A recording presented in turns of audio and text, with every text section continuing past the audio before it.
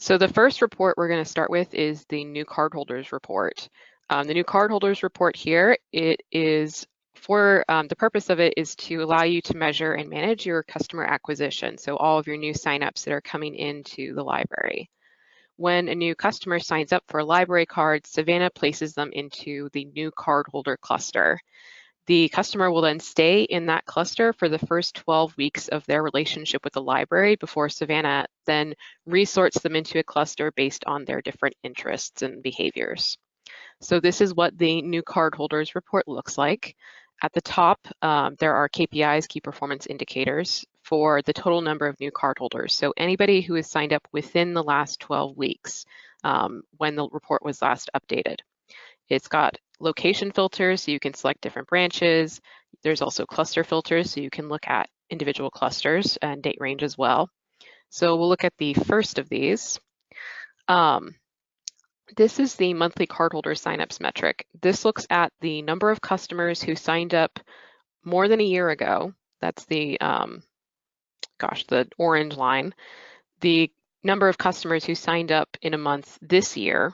And then it also measures how many of the customers who signed up more than a year ago are still active more than a year later. So you can see that there's still pretty far distance between the number of people who are signing up and the people who are staying active long term. Generally, only 1 out of 3 cardholders will actually stay active long term. So we really want to compress those lines and make sure that even if less people are ultimately signing up, more of those people are staying engaged and staying active in the library. It also gives you a chance to look at the number of customers you're bringing in on a monthly basis year by year. Are you bringing in more people this year or less people this year? Why would that be? You can kind of look at that and sort of the situations that may arise to cause number fluctuations.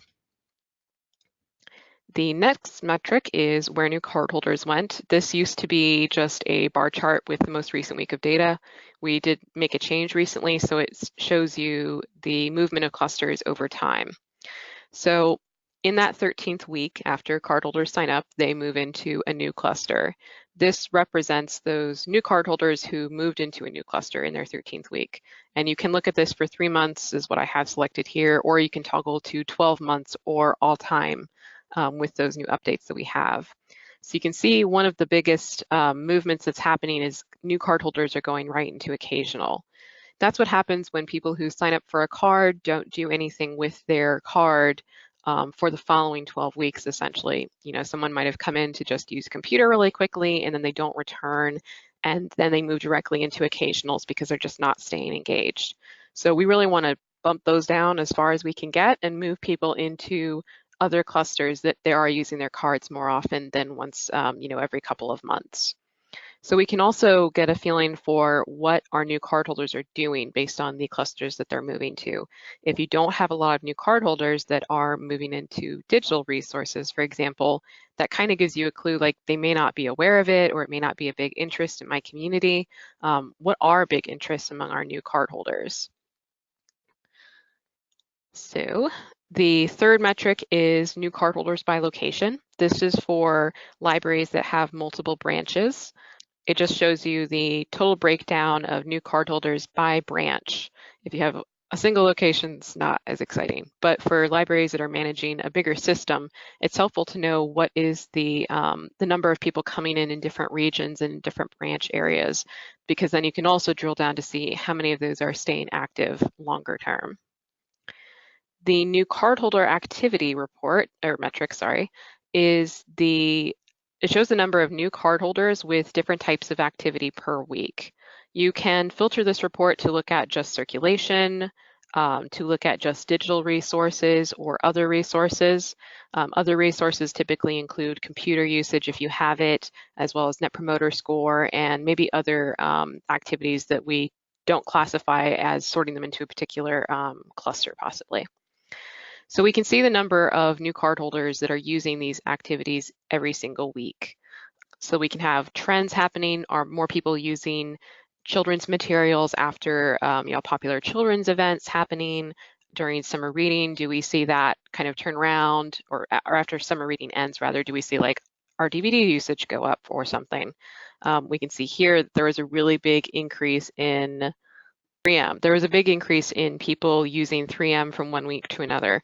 So does that have to do with the promotions that are happening around certain services? Does it have to do with events or programs that are going on? You can look and see if there are different trends happening. So some ways that different departments might be able to use this report would be, I would say, this would be really helpful for outreach. So what are their new cardholders interested in doing? That can really help drive those outreach events, activities that you're trying to do. If you know, well, most new cardholders that come in typically do this, let's play to that.